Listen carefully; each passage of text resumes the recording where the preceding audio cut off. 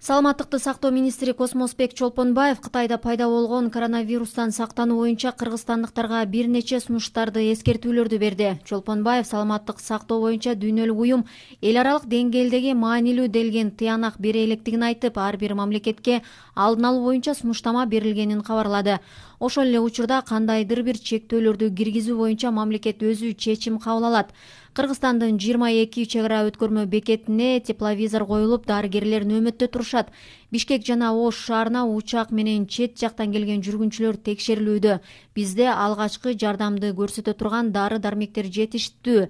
3,5 миллион бет кап, 1468 халат, көз айнек, бут кийим менен камсыздалганбыз. Бул вирус боюнча 500 кызматкер окуудан өттү. Ошол эле учурда жарандарга мүмкүн болушунча эл көп чогула турган оюн зоокторду кыскартууну сунуштайбыз.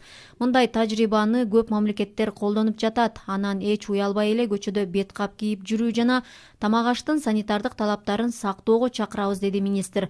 Бүгүнкү күндө Кытай, АКШ жана Россиянын илимпоздору коронавирустан айыктыра турган дарыны ойлоп табуу боюнча иштеп жатканын билдирди. Ошондой эле ал бул илдеттен 50 адам айыкканын да кошумчалады. Ал эми Кыргызстанда мындай вирусту жуктурган жарандар жок экенин белгилеп, такталбаган маалыматтарды таратпоого чакырды.